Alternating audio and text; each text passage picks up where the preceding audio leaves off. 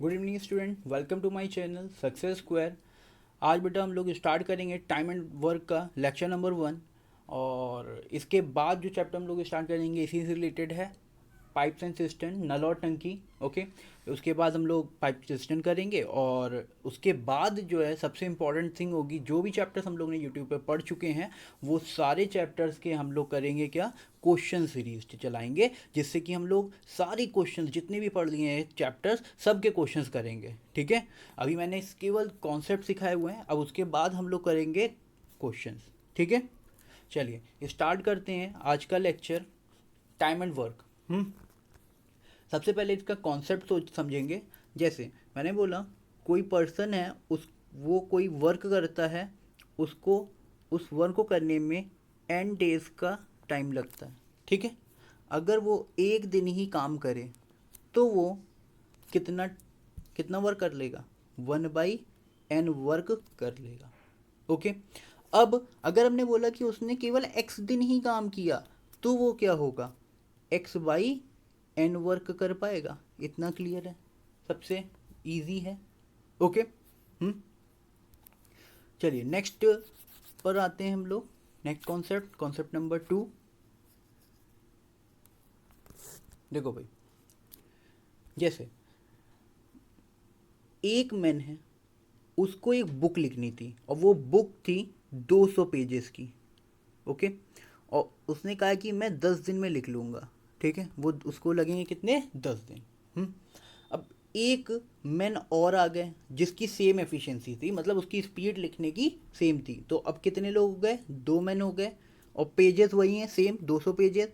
अब उनको कितना टाइम लगेगा, 10 दिन लग रहे थे एक को, तो दो को 20 दिन। ऐसा नहीं हो सकता। जब अगर पर्सन एक बढ़ जाएगा, टाइम बढ़ जाएगा तो टाइम क्या लगने लगेगा, कम, वो उसकी हेल्प कर रहा होगा। ओके, तो यहाँ पर क्या हो जाएगा, वो उसको 5 दिन लगेंगे। और 5 दिन कैसे, जो 10 था बाई 2 हो गया।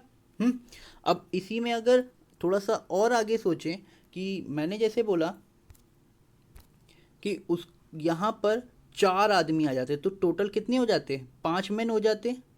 ठीक है, तब उसको वही 200 पेज करने में क्या होता, 10/5 करते तो हमारा क्या कहते, 2 दिन में वो कंप्लीट कर लेगा। ठीक है, ओके, इतना कंसेप्ट क्लियर हो गया। हाँ, अब यहीं से जो कॉन्सेप्ट नंबर 2 बन रहा है हमारा, हाँ, तो वो क्या है वो देखते हैं। देखो, इधर से पता चला मैन अगर बढ़ गए तो क्या हुआ, टाइम हमको कम लगा है, तो इन्वर्सली प्रोपोर्शनल बोल सकते हो। ओके, हम्म तो यहाँ से M T is equal to कुछ कांस्टेंट बोलेंगे, तो कांस्टेंट क्या होगा, वर्क होगा। मतलब जो वर्क है, जो भी मैंने कुछ काम किया, कितना समय लगा, उससे अगर उसका गुणा कर दें, मल्टीप्लाई कर दें, तो वो आपका वर्क बन रहा है। ठीक है, टाइम को यहीं से अगर हम सोचें तो वो डेज में भी हो सकता है, आवर्स में भी हो सकता है, तो यही फॉर्मेट हो सकता है क्या, MDH/W, डब्ल्यू बोल देते हैं, लेफ्ट साइड पे ले आते हैं, तो ये हो जाएगा आपका कुछ कांस्टेंट हो जाएगा। ओके, इससे हमारे 3 और कॉन्सेप्ट आ जाएंगे क्या, जो आपको ध्यान रखना है, बिल्कुल बेसिक चीज़ें हैं।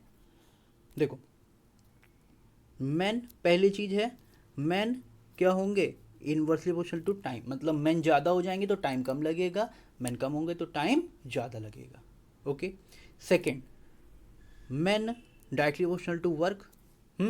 मैन अगर ज़्यादा होंगे वर्क ज़्यादा हो जाएगा, मैन कम होंगे वर्क कम हो पाएगा। दूसरी चीज़, देखो थर्ड पार्ट हो जाएगा आपका टाइम।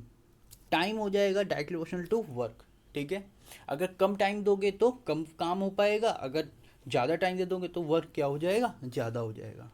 ओके, क्लियर है। अब इसी पर बेस एक जो स्लॉट मेथड मैं बोल रहा था वो हम लोग सीखेंगे। ठीक है, क्या होता है, देखो जैसे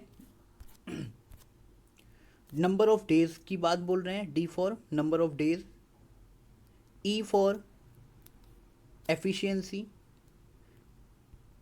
एफिशिएंसी हो जाएगा आपकी ताकत, कार्य क्षमता। डब्ल्यू फॉर कार्य, मतलब वर्क। ओके, किसी ने कुछ दिन तक काम किया, उसकी कितनी कार्य क्षमता थी, अगर उससे गुणा कर दे तो हमारा वो आ जाएगा क्या, वर्क। ओके। बस इतने स्लॉट्स में अगर आप वैल्यूज़ रखते हो बिल्कुल ईजिली क्वेश्चन सॉल्व हो जाएंगे, कोई डिफ़िकल्टी नहीं होगी। डिफ़िकल्ट से डिफ़िकल्ट क्वेश्चन बहुत ईजिली सॉल्व होंगे, आपको कुछ ज़्यादा सॉल्यूशन की ज़रूरत ही नहीं होगी, कोई कैलकुलेशन की ज़रूरत नहीं होगी ज़्यादा, ठीक है। तो इसी पर बेस कुछ क्वेश्चंस देखते हैं। देखो, एक कोई पर्सन है ए, दूसरा पर्सन है बी। ए एक कार्य को करने में 20 दिन लेता है, बी लेता है 25 दिन। ओके, इन दोनों का अगर हम एलसीएम ले लें वो हमेशा हमारा बन जाएगा वर्क, ठीक है। कितना हो गया 100, 20 और 25 का। 20 को अगर हम 20 से डिवाइड कर दें 100 को तो क्या आएगा 5, वो हमारी एफिशिएंसी हो जाएगी। 25 से डिवाइड करोगे तो 4 आ जाएगा। अब ये जो 5 आया है ये हमारा क्या निकला है, वर्क निकला है। क्या, एक दिन का, क्योंकि हमने वर्क को डेज, नंबर ऑफ डेज से डिवाइड किया है। ये निकलेगा वर्क और एक दिन का। अगर हम कब बोलें एक दिन में उसने कितना काम कर लिया, टोटल 9 कर लिया। अब 100 को अगर 9 से डिवाइड कर दोगे तो आपकी वैल्यू क्या आ जाएगी, 11 होल 1/9 डेज। मतलब आपके डेज कितने लगे, 11 होल 1/9 डेज, ठीक है। ओके, चलिए नेक्स्ट क्वेश्चन पर आते हैं।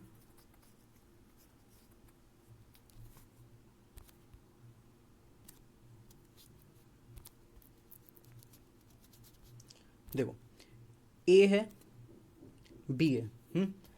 ए किसी कार्य को 24 दिन में कर लेता है, बी करता है 36। अब दोनों का एलसीएम ले लेंगे तो वो क्या आ जाएगा 72। 24 3 जा 72, 36 2 जा, तो टोटल टाइम, टोटल वर्क कितना हो गया 5 हो गया।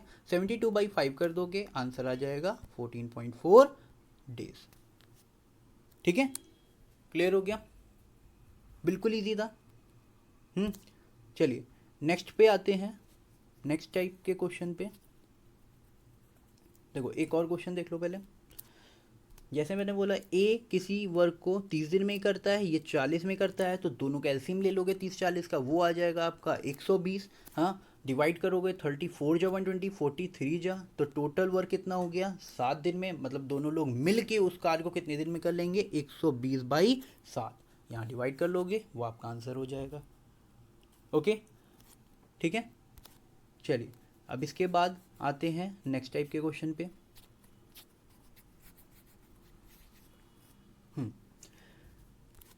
ए किसी काम को अगर 40 दिन में कर लेता है, और बोला हमने ए प्लस बी मिल के एक काम को 25 दिन में करते हैं। ओके, ठीक है। अब हमने बोला कि इन दोनों का हमको एलसीएम ही लेना है, तो एलसीएम ले लोगे 40 और 25 का, वो हो जाएगा आपका कितना 200, और ये हो जाएगा 45 जा 200 और 25 8 जा। ओके, अब यहाँ से एफिशिएंसी देखो, देखो ए की एफिशिएंसी यहाँ कितनी आ रही है 5 आ रही है। ओके, तो ए की एफिशिएंसी यहाँ पर कितनी हो गई 5, और टोटल ए प्लस बी की कितनी है 8 है, तो बी की कितनी हो जाएगी भाई 3 हो जाएगा, 3 एफिशिएंसी हो जाएगी बी की, ठीक है। अब इसको अगर हम ऐसे बोले, पहले मैं लिख देता हूँ फिर आपको इतना लिखना नहीं होगा। बी की एफिशिएंसी आ गई देखो 3 हो गई। ओके, अब 200/3 कर दोगे तो उसके नंबर ऑफ डेज आ जाएंगे। हाँ, और क्वेश्चन में यही पूछा गया होगा कि बी कितने दिन लगेंगे उसको बी को कंप्लीट करने में, ठीक है, उस वर्क को करने में। ओके, क्लियर हो गया। बस आपको स्लॉट में रखना है, और एग्जाम में अगर बोलें तो आपको क्या है, देखो यहाँ पर क्या है ए प्लस बी टोटल कितना है 5 है, और ये ए कितना है 5 है, ठीक है, ये 8 है, तो दोनों का डिफरेंस कर दोगे तो बी आ जाएगा, यहाँ से 8 में से 5 गया 3 आ जाएगा, 3 से डिवाइड कर दोगे आंसर आ जाएगा आपका, ठीक है। ओके, चलिए नेक्स्ट क्वेश्चन पे चलते हैं। वो बहुत इजी क्वेश्चन है, आपको बस थोड़ा सा समझना है बस, ठीक है। अगर आप यूज टू हो जाओगे बहुत जल्दी क्वेश्चन हो जाएंगे, ठीक है। अब मैंने बोला कि ए बी और सी मिलकर किसी वर्क को 6 दिन में कर लेते हैं, और बोला कि ए और बी मिलके उस वर्क को 20 दिन में कर पाते हैं। अब ने कहा कि अगर ये चीज़ है, तो आपको निकालना है कि सी अकेले उस वर्क को कितने दिन में करेगा। तो आपको क्या करना है, 20 है और ये 6 है, तो दोनों का एलसीएम कितना आ जाएगा 60 आ जाएगा, 6 10 जा और 23 जा, ठीक है। तो यहाँ बिल्कुल सेम ए प्लस बी की एफिशिएंसी 3 है, ठीक है। तो सी कितनी बचेगी, 10 में से 7 बच जाएगी, तो 7 से 60 को डिवाइड कर दोगे, ये कितना आ जाएगा, सी के नंबर ऑफ डेज आ जाएंगे, ठीक है। बिल्कुल ईजी है। चलिए नेक्स्ट क्वेश्चन पर आते हैं।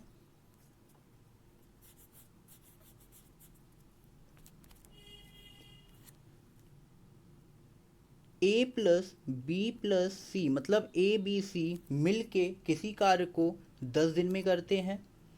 ए उसी कार्य को 24 दिन में करता है और बी करता है 30 दिन में। एक A B and C can together do a work in 10 days and A and B individually complete the same work in 24 days and 30 days respectively, ठीक है। बिल्कुल इजी क्वेश्चन है। तीनों का अगर हम लोग एलसीएम निकाल लें तो वो आ जाएगा आपका 120, 10 12 जा हो गया, 24 5 जा एंड 30 4 जा आ गया। बिल्कुल इजी हो गया, ठीक है।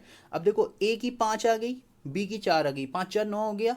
12 में से अगर 9 को हटा दे तो सी आ जाएगा। सी कितना आ गया, 3, 3 से डिवाइड कर दो, ये कितना आ जाएगा 40, मतलब 40 दिन में सी अकेले उस वर्क को कंप्लीट कर लेगा।